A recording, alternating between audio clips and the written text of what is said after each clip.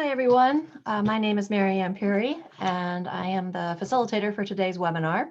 It's 2:30 Central Time where I am, so I'm going to go ahead and get started. Welcome to the fifth in a webinar in a series on COVID's impact on assessment.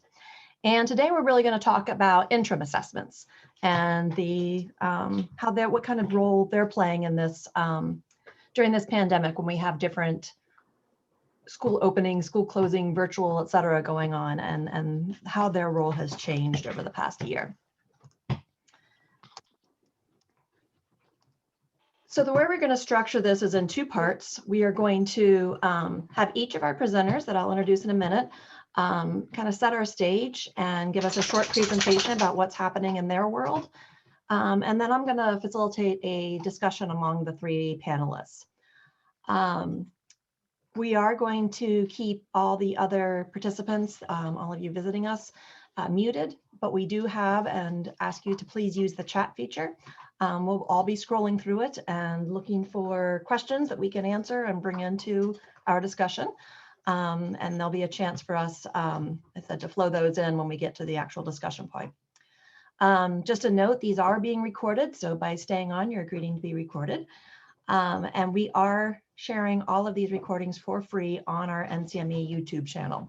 So it's just go onto YouTube, search for NCME, and you'll find all of our sessions. So I want to start by welcoming our panelists. First, we'll have Maria Harris, who is the Deputy Superintendent of Assessment and Accountability at the Oklahoma State Department of Education. Then we'll hear from Patrick Meyer, who is the Senior Director of Psychometric Solutions at NWEA.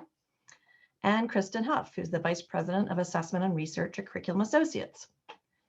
So we wanted to give you a brief synopsis of who everybody is. So we had already put together a little bio for you. I'm not going to read these out loud, but I'll give you just a few seconds to quickly scan through them so you know who all you're listening to today.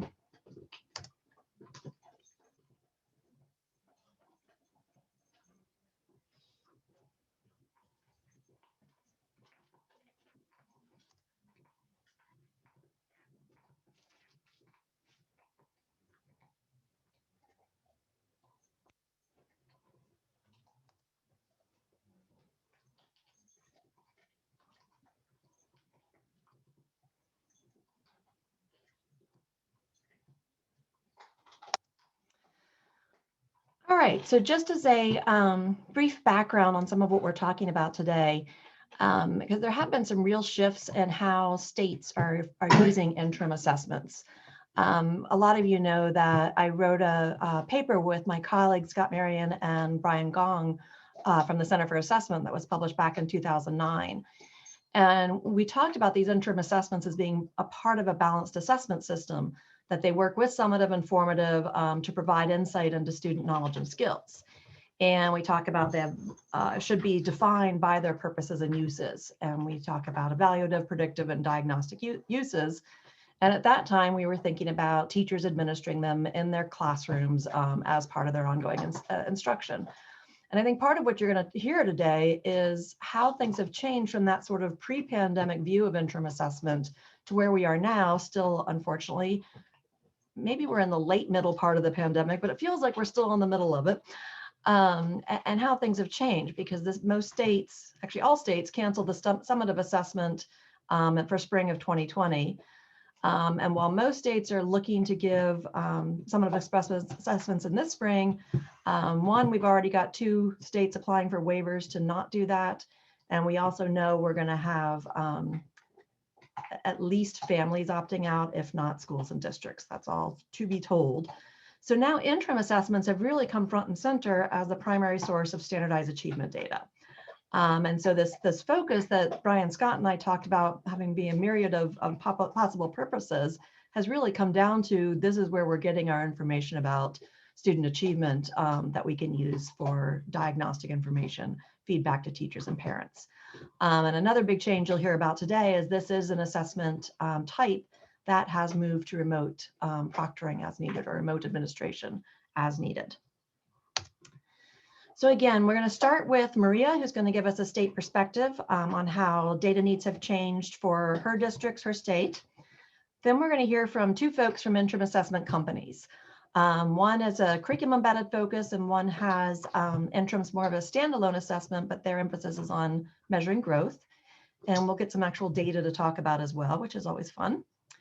So again, we're going to do short presentations, guiding questions, and we'll pick up your questions as they come through. So we're going to start today with Maria from Oklahoma. Thanks, Marianne. Good afternoon, everyone. I would like to start by giving a little bit of context about where the Oklahoma agency is and the considerations we are working through to respond to the needs of our students and schools during this time. We know there's a lot of moving pieces. So first and foremost, our priority is keeping students and staff safe so we can focus on steps to restart school as we know it. Just because that's the priority, though, doesn't mean we lose sight of the instructional needs of our schools. With the loss of the 2020 summative data, we are limited to information that can be compared across our Oklahoma schools. But what hasn't changed is the desire to understand where students are as they move through the year. One new and important need is how students are accessing content, because COVID disruptions have threatened opportunity to learn. We don't know if local curriculum is being enacted as intended. We don't know if students are being exposed to their local curriculum uniformly. We also don't know what assessment check-ins are available as students engage with the content. We as a state do not want to progress monitor our schools, but we are actively trying to find opportunities that help schools and districts make defensible comparisons and decisions to support the students in their schools. So on this next slide, I really get to this idea of, so if you go to the next slide, Marianne. Back to the basics, sort of. Really, it's about getting back to the basics of understanding the purpose and the use of different specific assessment types. But we also know that's not easy to do. So in 2019, it was business as usual. We did have summative data, but there was this over-reliance of them. People would do data dives on summative results to plan rosters and interventions for the fall semester. And these student level decisions overextended the system level focus these data really should have. And then in 2020, like Marianne mentioned, it was the complete loss of summative data. So now all of a sudden, no one had data to plan the next school year. Everyone is in crisis mode, scrambling to support students and educators, but both emotionally and academically. And then in 21, here we are with this opportunity to highlight the need for assessment systems with an explicit focus on the intended purpose of formative assessment practices and non-high stakes interim assessments, coupled with the appropriate use of standardized state summative assessment data, can provide a more holistic picture of academic performance. Ideally, if we had a tool that could be customized to the standards that are actually instructed by a school or district, it could be both responsive to classroom practices and informative as a progress monitoring tool for districts. It could also ensure alignment to curriculum by being aligned to the standards, but of course that would have to be locally evaluated. It is a big ask, I recognize this, because we need it to be both relevant to teachers and informative to districts. But if this were doable, a system as flexible as this could corroborate instructional observations without replacing real formative assessment practices. This must be built on a foundation of understanding the purpose of each assessment type and how to use results without asking them to do too much. Like, for example, how do I teach my next lesson plan? That might not be the role of an interim assessment. In Oklahoma, we are hearing from districts that they want more timely information. We need a tool aligned to our academic standards that helps teachers understand what students are learning throughout the year. As a state, we are trying to strike a balance between being responsive to district needs and recognizing an interim cannot replace good curriculum and instructional practices. But on this last slide here, I came up with a few considerations that I believe many SEAs are grappling with. So Marianne, if you could, thank you. However, the needs and context of each individual state is crucial to establishing your own assessment strategy. All of that to say, interims work if they work for you. You have to have a well-articulated assessment strategy or theory of action. But having interims for the sake of having interims could be dangerous. They can present a significant opportunity cost, resource cost, and could be a potential distraction if they are not presented, implemented, and understood well. Given the context on the last slide, there are a few likely benefits and limitations that we would communicate to our stakeholders. Benefits might include the following. For schools, it can corroborate your assumptions about student learning while maintaining a smaller grain size of information than a summative can provide.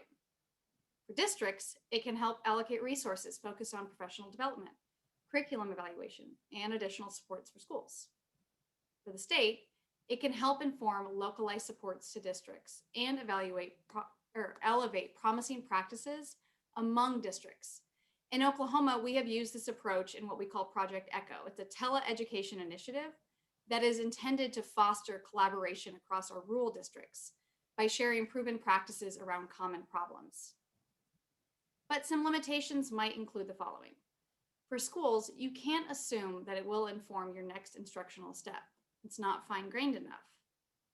For districts, it's easy to overextend its purpose and assume it can replace the summative assessment.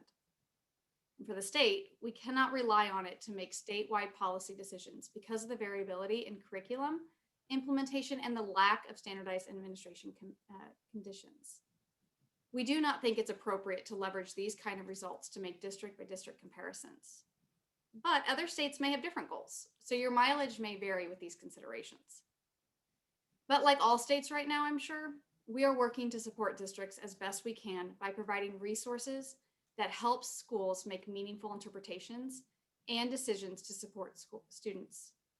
The crisis of the pandemic, the loss of summative data, and the very real exhaustion of educators requires us to be more efficient in how we think about providing information about student progress. This has presented a unique opportunity to clarify the purpose of assessment types and the role each can play to support better teaching and learning. I'm really excited to be a part of this conversation today, and I'm really looking forward to the next presenters and the conversation with the audience. Thank you. Thank you, Maria. So next we're going to hear from Patrick Meyer, as said, from NWA, talking about the map growth. Patrick? Thanks, Marianne. So what I'd like to do is really tell you a little bit about our story, about how we were impacted by COVID and how we shifted to try to support schools and teachers as they're really face-to-face with a very difficult task.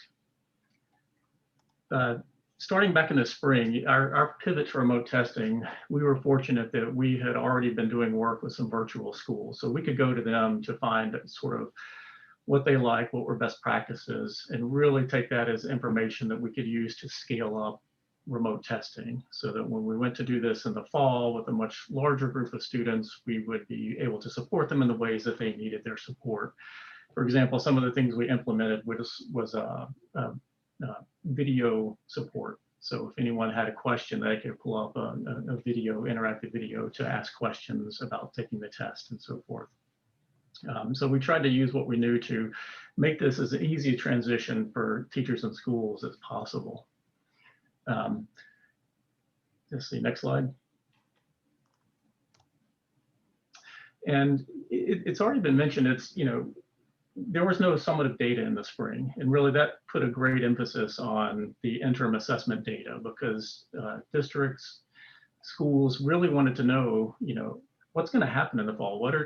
What did students get out of that spring semester when things were so disruptive, and what are students coming into the school year with?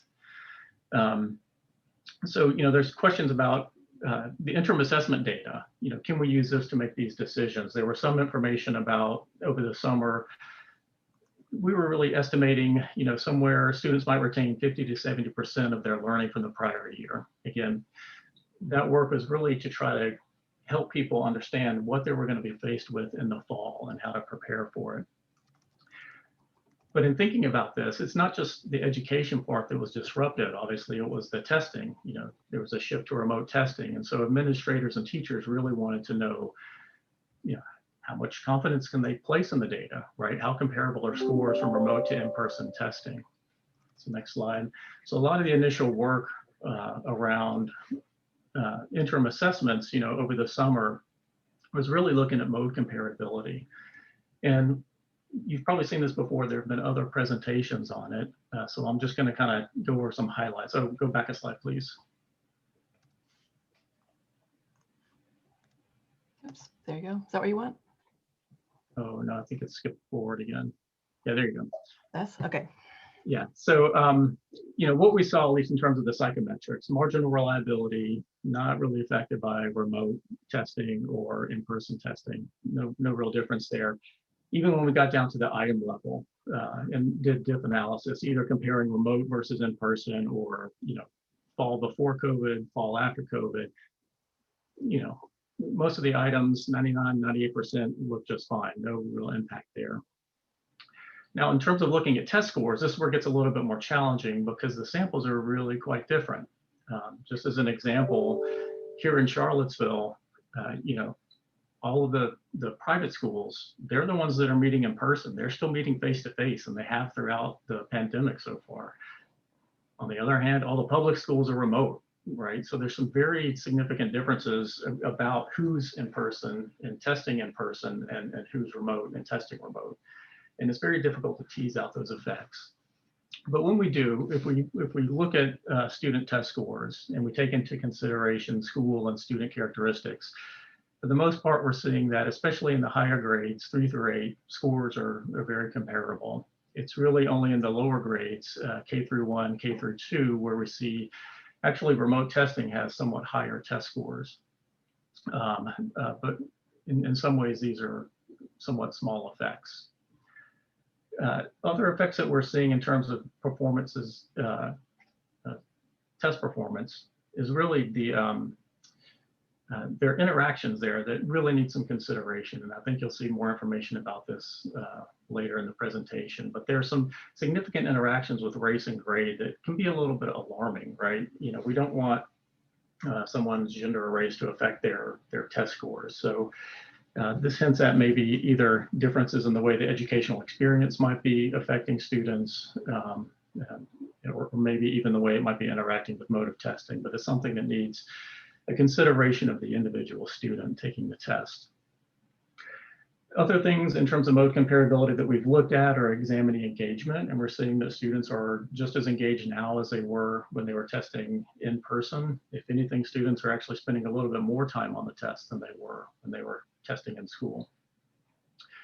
So this gives us a good deal of confidence in the quality information coming from the interim assessment scores. And that's good because now it's a matter of using that information to inform decisions that districts and school administrators are making. Next slide. Now, there's a part of NWA that probably not many people in NCME might know much about, but we have actually a pretty big professional learning department, and throughout this whole pandemic, they've really been on the ground working with teachers. So they're learning stuff in these interactions that they have that are really giving us some insights in terms of what teachers need, like what's the information they need, what are the types of decisions they're trying to make, and how can we best support them in doing that. So our professional learning group, even before COVID, was making a shift toward remote or virtual professional learning. Now, when COVID hit, that really accelerated it. So a lot of the interactions have been through these virtual learning sessions. They conducted a survey, and as you might not be too surprised, 89% of teachers reported little to no prior experience with virtual learning. So there's a huge need for them to understand, okay, now I've got to go from all my in-person lessons and convert them to online. How do I do that? And it's a huge number of teachers that are having to make this switch. And as you might imagine, things, if you've ever done this before and taught online, things you do in person don't necessarily translate one-to-one to doing something virtually. So it really requires a major rethink of your actual teaching practices. In doing this, a lot of the teachers really actually seem to be more open and positive toward the types of digital tools that are available and that can help them in their job. And some are even finding now that they're probably going to use these tools even when things go back to meeting students face-to-face in the classroom. Next slide. Perhaps what's most interesting, I think, from what our professional learning group has observed is that Before COVID really hit, a lot of the decisions about curriculum and what was taught and how it was taught, what happened at a district or, a state type level. But in order to make this really kind of quick shift to remote education, it really empowered teachers to then be the ones to decide what and how to teach, and how much time to spend on different topics. Because of that, now teachers are turning to each other in these professional learning communities and really trying to figure out how can they modify their lessons to teach them online. How do they assess what students are getting out of this and using that to then inform those day-to-day instructional decisions? Let's see, next slide.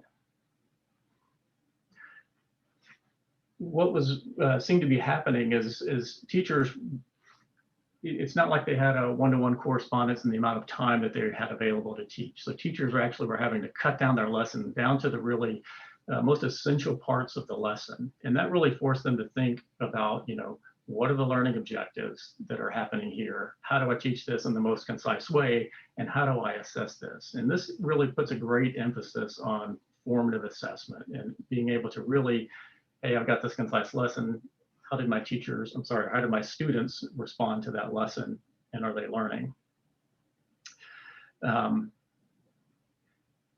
So it's an interesting shift, but it really highlights the need for that formative assessment data, because they're having to cut down their lesson to these really essential characteristics and really know, hopefully very quickly, whether or not it was effective in teaching their students that lesson. Next slide. Some of the ways that formative assessment had to shift is really now it's all online. So teachers initially seem to be taking their existing formative assessments and then just converting them to a digital format. And as you can imagine, that works really great for some uses, but it doesn't work well for others.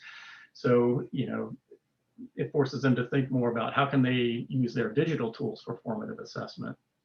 And that way it really sort of heightened their thinking about ways to do formative assessment. It presented some challenges for them. Now, the upside is that digital tools, because a lot of the scoring is done automatically, they get feedback more quickly as teachers can get that instant feedback on students and how they're doing. They didn't have to spend, 2 or 3 days perhaps grading paper and pencil type tasks that they would give in the classroom. So that the speed of the feedback was faster, but how they did formative assessment was definitely shifting.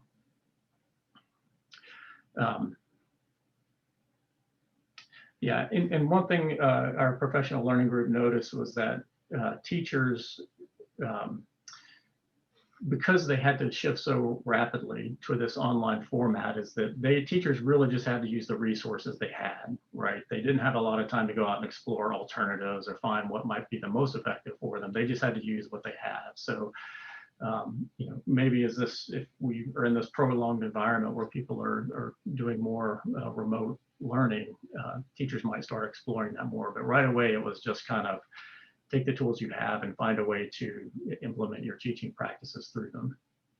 Next slide.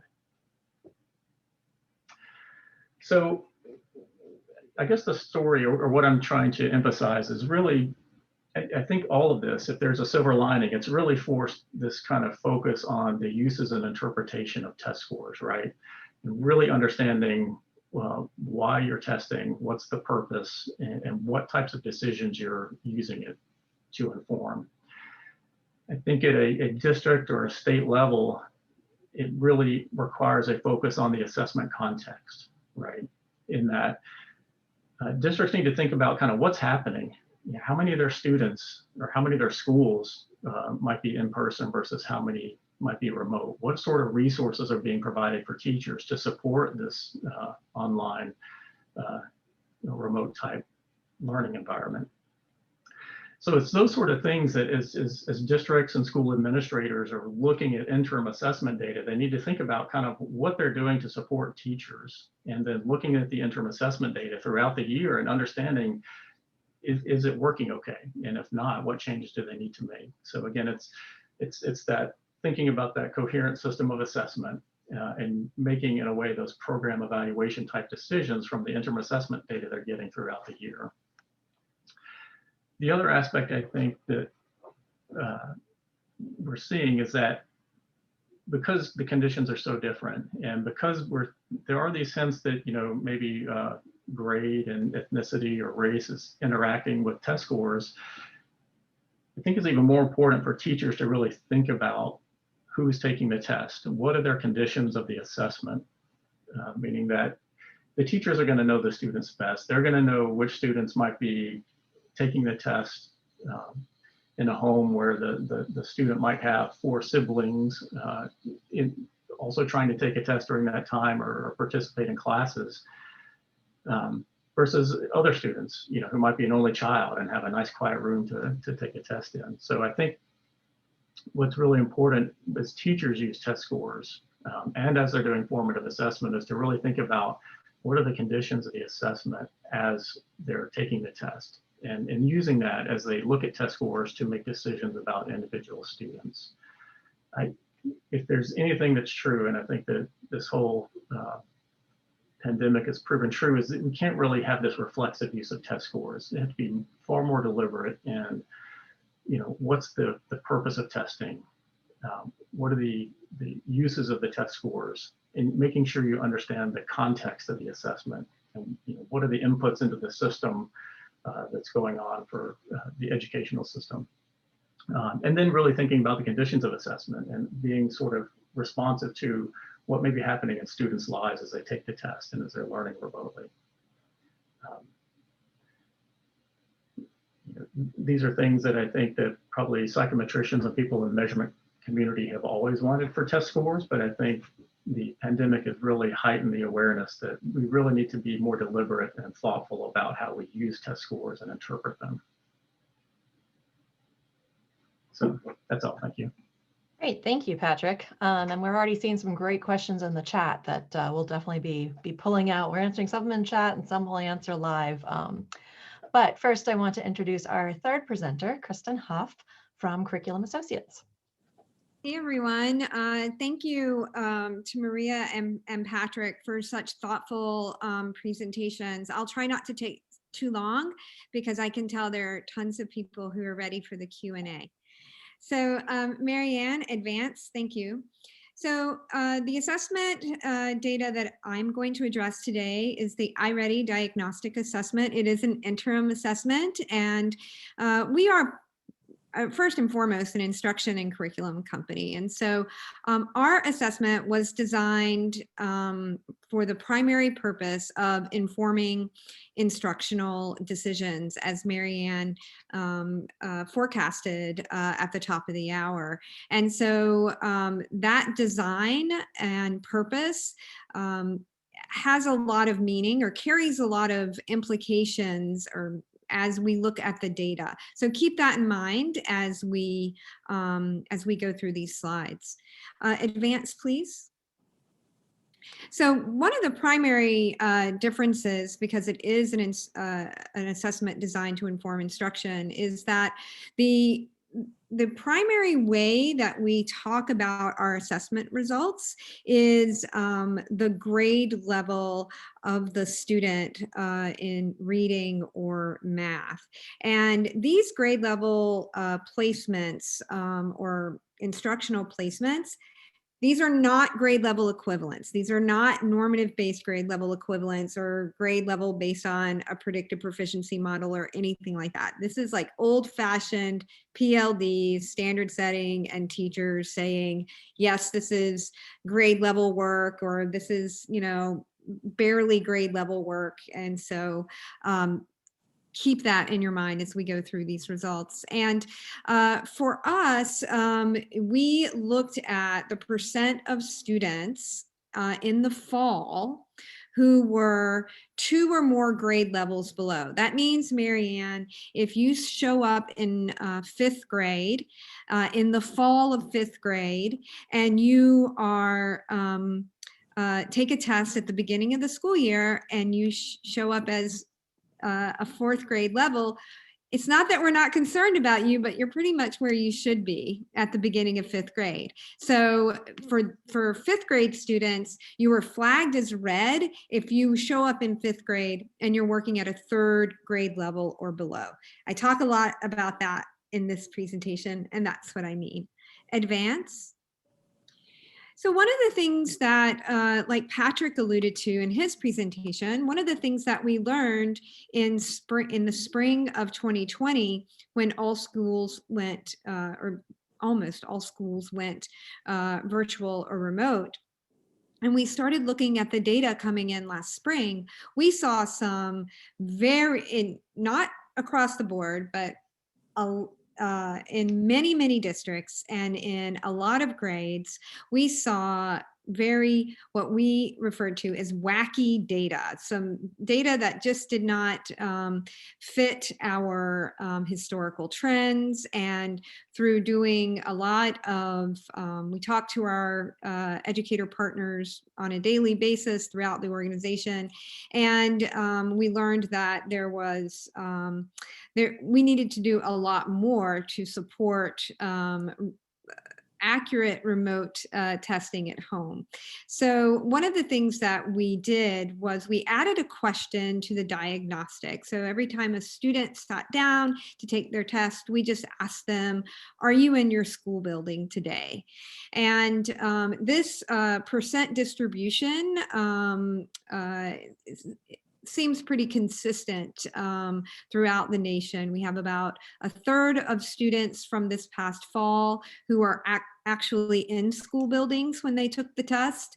About 60% were not in school buildings. About 5%, they'd start the test in one place and finish it in another. Just to be clear, this is only information about where the student is when they were taking the test, not any information about hybrid learning models. And as you know, this past fall, so many students their school district changed back and forth about whether they were in school or remote. This is only about their testing location. Advance, please. One of the things that we discovered is that student populations differ. They differ most greatly in terms of locale, meaning that students who were testing in school were much more likely than their remote counterparts to be in small towns or rural areas.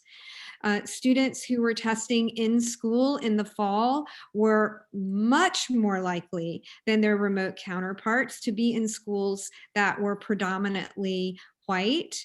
And then the income level, not as drastic as a difference, but you see that the majority of high income folks were more likely to be remote. So these are very different populations. As Patrick alluded to, the testing environment, very different from in school versus at home. At home, we just aren't sure what's happening. In some instances, we know that it's fairly chaotic at home with multiple family members. We have some children being responsible for younger siblings or cousins. Other children have a desk in a quiet room and an adult in the home who is helping them learn. We just don't know what's going on. So we consider the testing environments and the demographics as being very, very different. And with that, move on.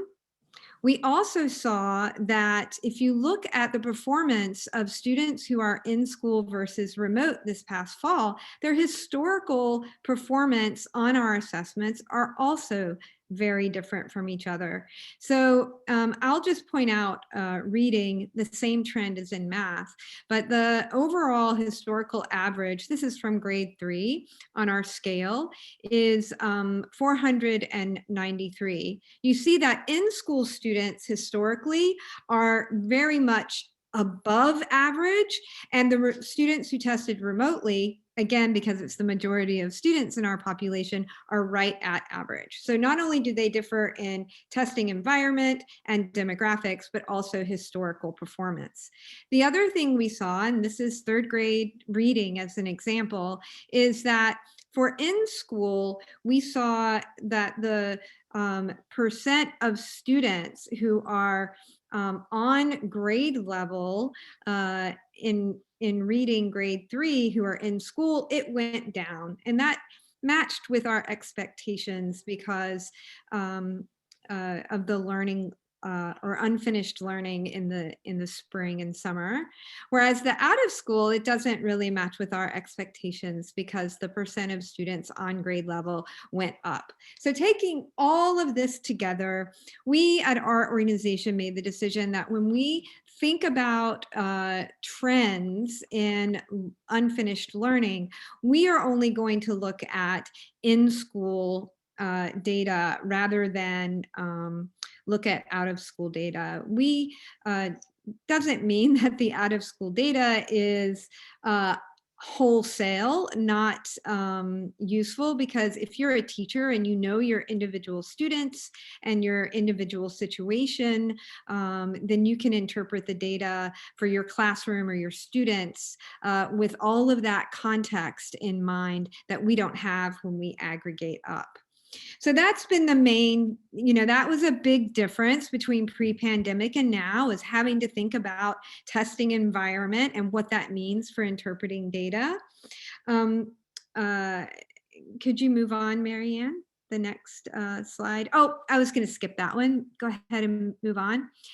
These are some data that we shared, collaborated with McKinsey to analyze. And so the second big difference that occurred for us, Marianne, with the pandemic is we were being asked to present and we still are, being asked to convert our, we're very accustomed to talking with our educators about differences, about grade level, but the demand now is to convert that information into something about time, number of weeks lost and number of months lost. And this is an example from a McKinsey report where they've converted this into percent of learning on a time metric using our data. And the methodology is just fine, but all of these methodologies, when you convert scale scores or placement levels into a time metric, have flaws. But that is something that we are being asked to do. What you see here, if you choose to look at it in this metric, is that across the board, you see the disparity in the achievement gap between schools that serve primarily students of color are much farther behind than other schools. But moving on, one of, back to the metric that I prefer, if you move on, Marianne, thanks, is again looking at, and here we're looking at the percent increase in the number of students who are 2 or more grade levels behind compared to history in the fall. And so this brings me to the third example of how things have changed since the pandemic, which is now districts are asking in an unprecedented way for comparisons to what's happening at the national level. Typically districts, because our assessment is used to inform instruction, are kind of heads down, but now we're getting many, many more requests to say, well, how does this compare to what's happening at my state level? Or how does this compare to what's happening nationally? So that's been a change for us. I'm just going to real quickly go through these data to give us, in case folks are not aware. Oh, nope, I wanted to stay on the blue graph, if you don't mind, Marianne, and then I'll get faster. So one of the differences we saw in some of the other reports that came out last spring and in the fall, there was a narrative that, oh, reading wasn't as devastating as we thought. And we I'll just speak for a minute. I take objection with that because if you look at the early grades, especially first, second, and third grade, where the foundational skills, phonics, phonemic awareness, the kind of reading instruction that really requires direct instruction from the teacher rather than just developing deeper comprehension through more complex text, you do see a fairly non-trivial increase in the percent of students showing up 2 or more grade levels behind. And remember, the population who are testing in school, they are historically well above average. So this is a grave underestimate of what's happening with our full population of students. Move on, Marianne. You see the same with math. Move on. And then when you disaggregate, and this is percent of Black, Indigenous, and persons of color served in the school, you see a very disturbing trend. This is grade 3 reading. And it's disturbing in a couple of ways. First of all, just look at the historical average at schools that serve more than 50% students of color. They're already having to deal with a third of their third graders showing up in the fall unprepared for grade level work in third grade. And now this has shot up to 41%. If we don't do something about this, we're going to have some real problems over the next few years, as we all know how important third grade reading proficiency is as you move on through the grades. Move on, Marianne. Math, same story. Move on. This is now disaggregated by income level. Again, in communities of poverty, we are seeing a greater gap than in other communities with higher income. Move on. That's math, same story, even worse. Move on. So, not to end on such a depressing note, one of the things that we have been doing is we have been talking to districts and schools that are doing well, even in these very, very trying circumstances. So we analyzed our data. We found schools who were who had continued using our online personalized learning at a rate that was impressive during the school closures last spring. And we got on the phone, we chatted with them about what they were doing. We looked at their testing data, if they felt confident in the results, and we saw really impressive test results as well. And what we learned from them again and again across our interviews is these 4 themes emerged. Of course, technological barriers were eliminated. That's key for remote learning. And then there was a relentless commitment to keep that communication open with families. This notion of a feedback loop between assessment, instruction, and learning was already baked into their school culture, and also a sense of accountability throughout the educational community in the school. And then, Marianne, if you move on, just letting you know that a lot of what I've discussed here is available on our website, and I think that's my last slide. Thank you. Thanks, Kristen. Before I go on, there was one question in the chat I just want to bring to you because it was a clarification. And that is when you use the term BIPOC and people of color, does it include Asians? Yes, and so when you, I didn't include it here, but when you, for example, analyze those same data and only look at Black students or only look at Latino students, the gaps and trends are even, I'll use Susan Lyon's word, even more devastating. Thank you, Kristen. So there are a lot of good discussions in the chat right now. So these were our pre-slugged questions that we're going to start going through. And where appropriate, I'm going to bring in some of those questions from the chat that I have written down here. So keep them coming. I'll keep looking at them as we move forward. So the first question, and I'm going to go back and start with you, Maria, because you touched on this in your presentation about new data requirements the pandemic created. And it was really not so much the pandemic, but the fact that we couldn't test last spring. But these new data requirements, and this does dovetail to a question that's come up quite a bit in the both the discussions that all three presenters talked about and in the chat. What other kinds of data are so important to us now to create the context? What kinds of data needs are there in the schools for achievement if we just focused on the assessment? And as we're looking to interim assessments, we're focused on interim assessments, but are there still holes that remain unfilled that we still need to keep looking for solutions to getting information to states, to districts, to teachers, to parents? So Maria, pick any part of that, and I'll let you go first. Thanks, Marianne. So like I had mentioned a little bit before, I don't think that the needs for interim or different types of assessments has shifted.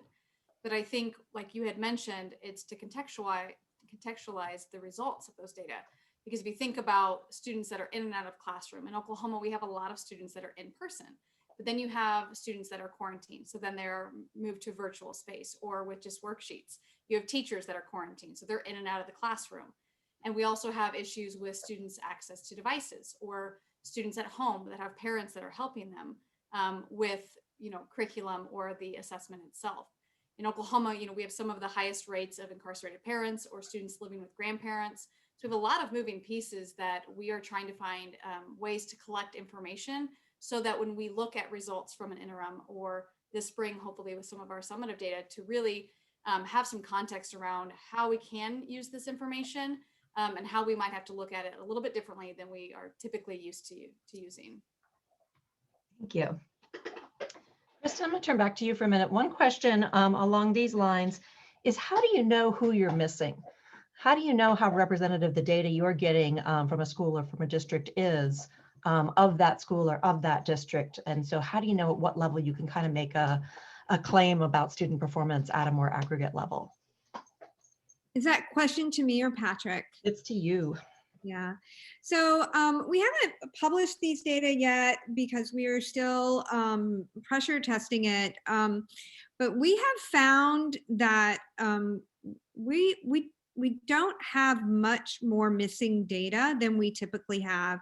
If you look at the patterns, because students move around quite a bit, right? And so our average amount of missing data in non-pandemic years is, in the high teens, and it depends on grade because we are more in elementary than middle, and so, and then this year that percentage has not increased that much at all, and we're teasing around a hypothesis that perhaps it has to do with being so tied to the instruction. So for us, we feel pretty confident that our current data, again, we continue to look at it disaggregated in school versus remote, is a pretty representative picture of our population. Thank you. And Patrick, the twist on this question for you, again, comes from the chat. Well, one of the things map growth we're very used to seeing is norm reference data, and particularly in terms of growth. So how do you see that being affected by the pandemic? And certainly in terms of either learning loss or in terms of students not actually being there and showing up to take the test. How does that in fact impact the norms this year and as you move forward? Yeah, that's a great question. I think the advantage of the norms, we actually just published a new set of norms based on data, really kind of going right up to the year before the academic year where COVID hit. The nice thing about it is it really gives you a context for how things were functioning and how students were performing relative to each other before we were impacted by the pandemic. So it does provide that context where you can at least compare to how students were doing before the pandemic and all of the different shifts that occurred in education and testing. One thing that we have done, and I can't tell you as much about them as some of our researchers, but Yao Ming and some of my colleagues at NWA have actually created some new norms called skip grade norms. So they're really looking at norms where you can actually project growth while just kind of, if I understand that correctly, basically just not even considering one academic year and still project growth. So you can actually use these growth projections in a way where you can omit maybe data that have been affected by changes to the education system because of COVID-19. So those are really kind of hot off the press, and I'm probably not the best person to talk about them, but Yao Ming, he's one of the people working on this to come up with another way of using norms to help take into account the changes due to COVID. Thank you. So we also, Maria talked about having some concerns about some of the comparisons that could be made about across schools and districts. And I know part of the concern is that idea of who is showing up. And if it's not comparable, if 60% of school A showed up and 90% of school B, even if pre-pandemic, they were fairly comparable in terms of demographics, now it may not be appropriate to make comparisons. So Patrick, I'll start with you on this one. What kinds of comparisons do you recommend or have you been making in your research department as you're looking across data across schools and districts? This, I think, really gets at one of the points that I was trying to get at when I talked about the context of assessment. And really, it's the districts that need to think about what they're doing during this time with COVID to support, remote education and remote assessment. So I'm not so sure that comparisons across districts can be done without really considering what districts are doing. I don't think that districts are all responding in a uniform way to how they support teachers during this time. So it's really important for the test users in the school districts and even in the schools to understand what's happening in that district or in that school and really interpret the scores with that in mind. And it's really thinking about using the data to understand what the impact of their decisions, what decisions they're making at a district level or at a school level, and then using the interim assessment data to reflect on that and decide, okay, did that have the effect we wanted? Do we need to shift things in a different way? So this is why I think at a district or a school level, it's really important to not just use test scores blindly, to really think of the context of the assessment and what they're doing in their districts or in their schools and what effect that's having on student performance. Oh, you're muted, Marianne. Thank you very much. Just saw that. Kristen, what about you? You'd made the comment that you're seeing more students show up because your assessments are linked to curriculum. So because your assessments are linked to curriculum, do you feel like it is easier and you feel that's more reliable, is probably the better word, to make these kinds of comparisons across the schools and districts participating in your program? Well, I think you have to, well, first of all, that's a speculation, Marianne, we're not sure, right? And so I do think we have to be super cautious because everything Patrick said, it does about the caveats applies to our situation as well, because our implementations are very different across depending on the school and district, schools needs within a district and from district to district. So if districts are going to, for some reason compare to each other, I mean, if it's, I don't know why they would do that, but let's, if they maybe ask some of the district people here, like, why would they do that? I think it would have to be done with an abundance of caution, for sure, because of the differences in the situations. Thank you. And Maria, can you talk a little bit about what you're hearing in your state about the kinds of comparisons districts or schools want to make, whether they are something from your perspective they should or should not make? What are some of the wants you're hearing from your districts and schools? Yeah, so I think, obviously it looks a little different across schools and districts. And I think for a district, if we have some large districts, we have about 540 districts in Oklahoma, but some of them have, 15, 20 elementary schools. And so some of the things we're hearing for these larger districts is they want a tool to help compare their elementary schools. So they have, curriculum or pacing guides that are all sequenced the same. They can make some claims and interpretations about how students are doing. They can evaluate their curriculum programs within that district. We also have some different stakeholders in the state, policymakers that would like to see information in real time about how different districts are doing and how they're supporting kids in the middle of a pandemic. I have strongly encouraged them, because of the additional context we would need and information around learning environment and all sorts of different things that I had mentioned, to really caution about making any sort of district to district comparison within our state right now. And so I think there's a difference between within a district across their schools that have a lot of some of the same conditions throughout the school year, but it's very different when we start thinking about comparing district to districts. Thank you. So I want to talk a little bit more about the remote administration that both companies have been doing it, because interim assessment is where we're seeing it happen. I think most state summatives have decided not to go remote, and we had that long conversation last week about this topic. And as you answer this question, one of the things I want to ask is, there are two questions that came up in the chat that if you could address, if you have anything on this, Patrick and Kristen in particular. One is thinking about what's the difference of offering accommodations in a remote administration versus when they're in the classroom. And then the second is, and I think this came up in one of your analyses, Patrick. So Patrick, I'm going to start with you because of that. But there was a question about, are you seeing differential conditional standard errors of measurement across either this year compared to previous years, or if you know they're remote, not remote, but is anything else like that changing as well as you're seeing your schools move to remote administration? So we'll start with Patrick. So yeah, in terms of the conditional standard of measurement, we're not seeing changes,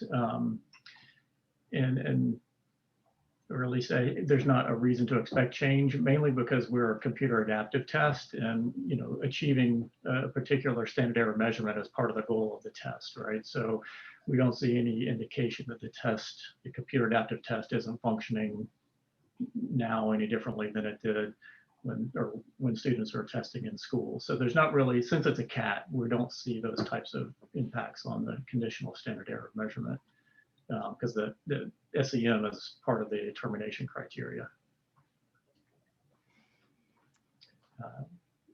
What about accommodations? Accommodations, pretty much every accommodation we offered in school is also offered when people are testing remotely. So, I mean, I guess where it might be different is if somebody needed the test to be read to them or something like that. But typically in the lower grades, the test questions have audio support anyway. So pretty much every accommodation we offered in person in school is also offered remotely. Thank you. What about at Curriculum Associates, Kristen? Yeah, pretty same answer. In that we offered, I mean, one of the Patrick alluded to this in his presentation, but one of the the big shifts for us last spring and over the summer is the amount of guidance that we have published for educators with regard to remote testing, including the accommodations that we offer and how to deal with those in a remote setting. So for example, how to administer, our fluency passages, or what have you.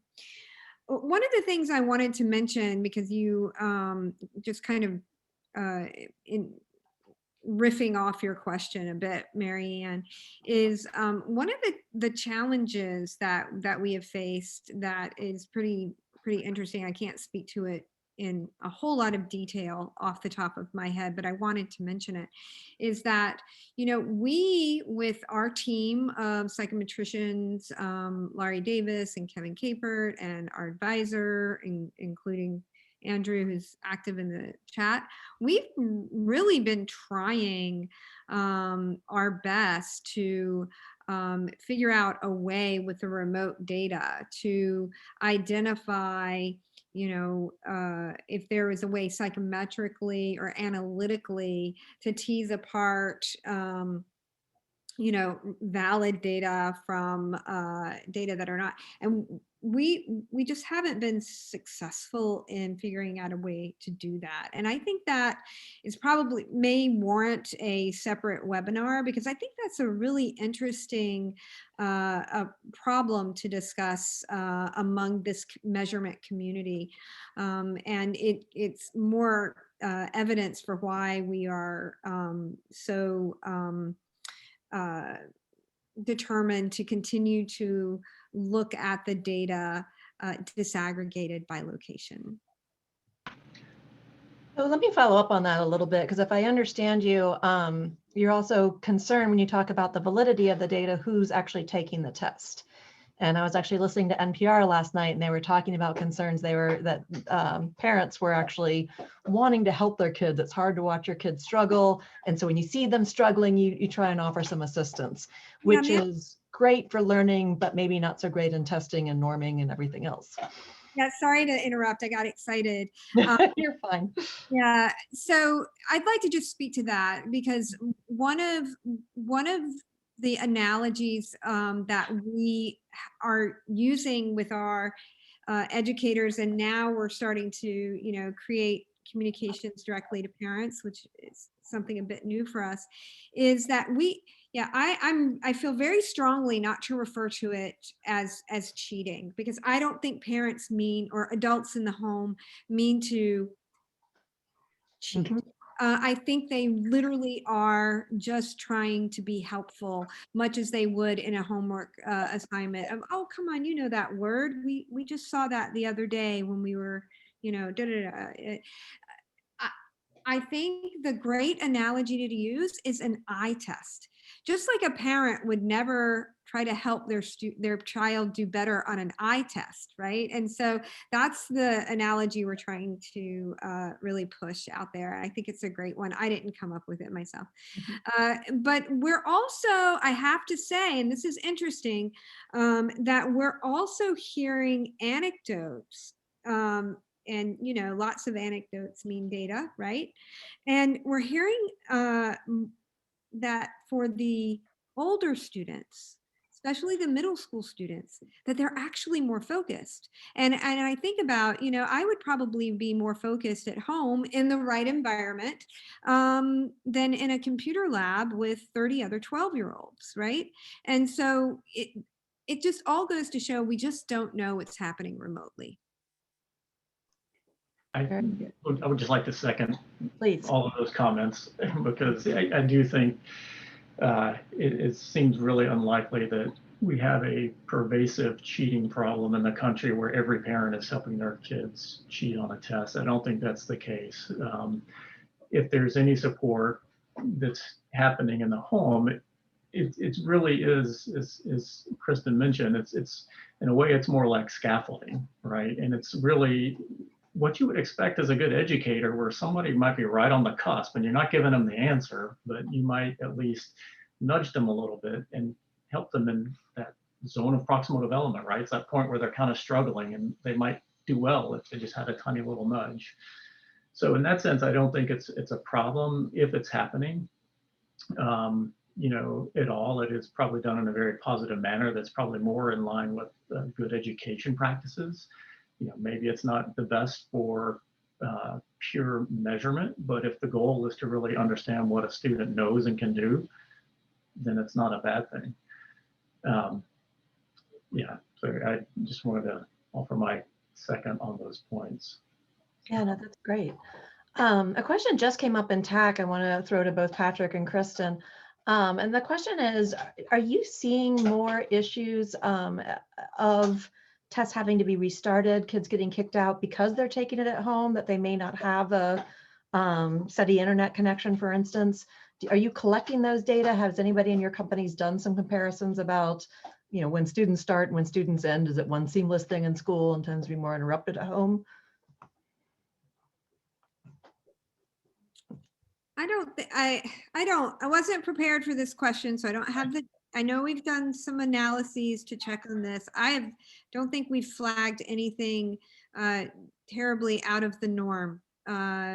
So I reserve the right to correct myself later, but that's my best answer right now. We do have routine analyses looking at, duration and what we call rushing and things like that. Yeah, and I really have the same answer. I know Steve Wise has done a lot of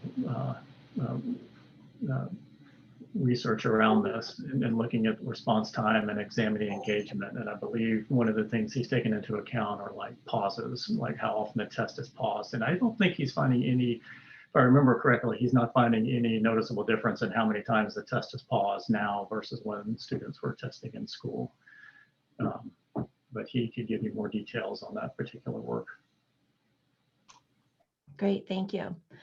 Maria, are you hearing from your schools or districts at all about being able to take these interim assessments remotely and positive or negative experiences they are having? So it's kind of all over the place. In Oklahoma, we don't have a statewide interim that all of our schools use. So they, kind of pick and choose what makes the most sense for them. But I will say that we've had, in the beginning of the year, had issues with devices and internet connectivity. So some of our larger, more urban schools had issues with students not being able to even access content for several weeks. We didn't see them on roll for several weeks. So there's been a lot of variability across our schools. And, most of schools in Oklahoma are very rural. And so we did a lot of work to get Verizon hotspots out there, but some of those took a little bit longer. So it's kind of all over the place in terms of what students had access to, which is why we've collected information in real time. So to our attendance data, our enrollment code also says whether or not the student was in person with a teacher that was their classroom teacher or a substitute teacher. Whether or not it was blended or they were quarantined or virtual, because we have some schools that of course have been virtual the entire time. We have some that have been in person the entire time, but then we have individual students in those environments that have been quarantined more than not.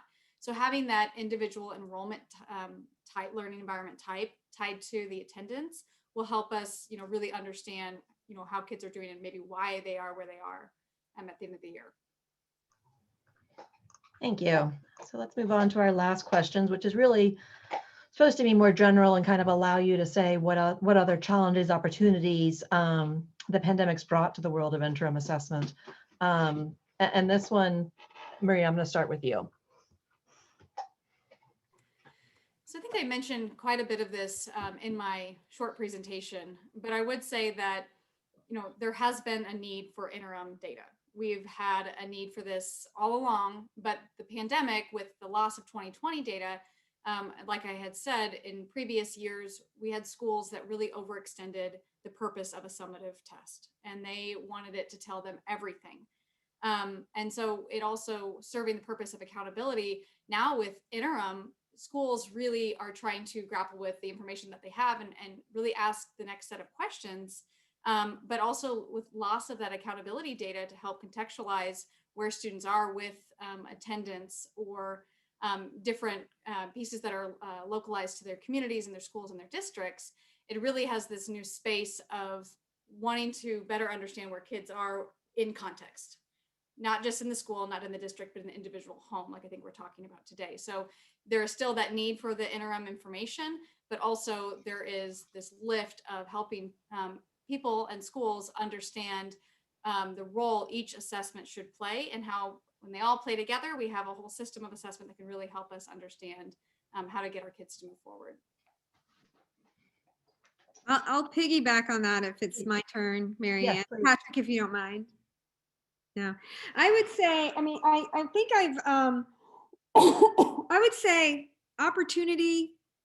I alluded to this before, opportunity to get our act together around, supporting remote as best as we can, because it may not go away when everyone's vaccinated, right? the world has changed and continues to change. And I would say another opportunity, I mentioned this before, is, I think we need to get used to being asked about national comparison and state comparison, which is new for us. I would say the biggest challenge, and Maria, you've talked about this. The biggest challenge is, if we're not careful, and not Maria, but others would say, oh, we're not going to have a state test. Let's just use the interim. Not mine. We are designed to inform instruction. That's what we want to continue to do. And just really fending off the notion that that one can substitute for the other is a challenge. That's probably a challenge whether there's a pandemic or not. Patrick, what about other challenges and opportunities at NWEA? Yeah, I think a challenge, I think, and this is probably more a challenge in terms of the research or the psychometrics. I think one thing that's really difficult in all these comparability studies or work that's being done pre-post pandemic, there's so many moving parts. It's hard to know what may be causing any sort of changes, right? So we've already noted that the populations are very different that are testing now versus before, right? There are these major shifts, right? So that can be affecting test scores in a way that really doesn't have anything to do with the test, right? It's just a difference in the population. The other challenge that I think is particularly important is what's completely confounded is, who's testing remotely versus in person, with who's learning remotely and who's learning in person. So even if you're seeing differences in remote versus in person, how do you know that's caused by the test, or is it caused by the educational opportunity afforded in those contexts? So I think that needs more attention, really being able to tease apart the mode of learning from the mode of testing. And I don't know that anybody has done that really well, right? Because it's because of the shifts in the populations, it's also really hard to do that. So I think that's a challenge in terms of the research and the psychometrics, is really teasing apart those effects to really understand the comparability issue, but it's challenging. Opportunity, I think it is really, I think the opportunity is that what we're seeing is a heightened focus on the need for data-informed decisions, right? And so I think the opportunity is that we have information to provide to districts, to teachers that they can use to inform the decisions. The important part is that they're aware of the decisions they're making and they're using the right data. So at a district or a school level, they can look at their interim assessment data, think about their inputs into the system, what they're doing and the decisions they're making, and what impact that's having as students learn throughout the year. Teachers that are working day to day with teachers can use that formative assessment to really think about how they're having to make these drastic changes to how they teach and understanding very quickly day to day what impact that's having on their ability to learn. So it's the opportunity is the fact that we have now more than ever a need for that data informed decision making, and it's key to really match up the right data to the level of decision that's being made. Thank you. I'm going to take a prerogative to add a fifth question right now. It's one that's been glanced on in the chat a couple of times, and I think it's a really good one. And it has to do with reporting and how what we're seeing right now may change your score reports. It may add flags to it. It may change norming, but overall, we've talked about several of these topics, but do you have plans or have you thought through changes to your reports to help parents and teachers with interpretation when you're dealing with this mixed, some are remote, some are in person, some are getting differential levels of instruction? Are there any things that you're doing to help with your reports? And then Maria, on your side, what are you seeing in terms of needs to help people better interpret the kinds of information that's coming? Who wants to start with that one? I can give a quick response for our aggregated reports that we provide to our district partners. We are showing the disaggregated data of remote versus in school. So we have already incorporated that into those types of aggregated reports based on what we saw today.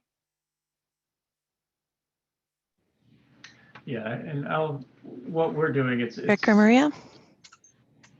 Oh. So just following up in terms of, it's not so much what we're doing in terms of reports on the remote versus in person, but our professional learning group is actually developing resources for families so that we can actually work directly with parents and families on how to use the information and interpret what they're seeing. And I think not so differently than the two of you, with the interims, really not trying to take an interim assessment and raise it to state level reporting. With state level reporting, especially this year, to really think about anything that we put out there to really contextualize it. So the types of reporting that we might do might be the access to whatever it is, devices and learning environment. Like I said, all of those things to contextualize a student's experience, rather than focusing so much on the performance and the outputs of a state level reporting system. So I think there's a, proceed with caution with every level of data that we have, but just really trying to not raise anything that shouldn't be in the state level reporting arena than it should be.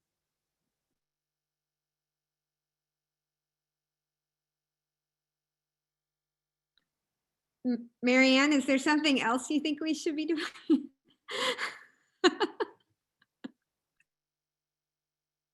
You're on mute.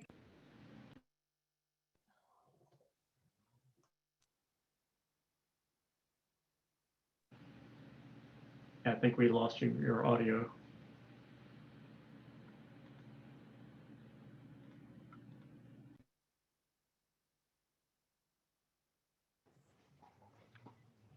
What about now? Okay. All right. The other question I wanted to ask along these lines is there's some concern, there's a lot of concern that this isn't a one-off year, that what we're seeing right now is the beginning of a new trend in learning, and trend line is a better way to say that. That this is not something where, oh, kids fell behind in 4th grade, but next year's 5th grade, and they'll go back to learning a year's worth of material in a year. That this may have long-term impacts on the learning of our students. So how do you see your assessments as being able to help us make some comparisons as we move forward, starting with the 21-22 school year, about how much growth really is normal and how that changed from pre-pandemic times to post-pandemic, and understanding not just learning loss, but ongoing concerns with staying lower and moving up at differential rates. How can the assessments help us figure that out and move our students forward when we're back to being more flexible about how and where we can instruct them?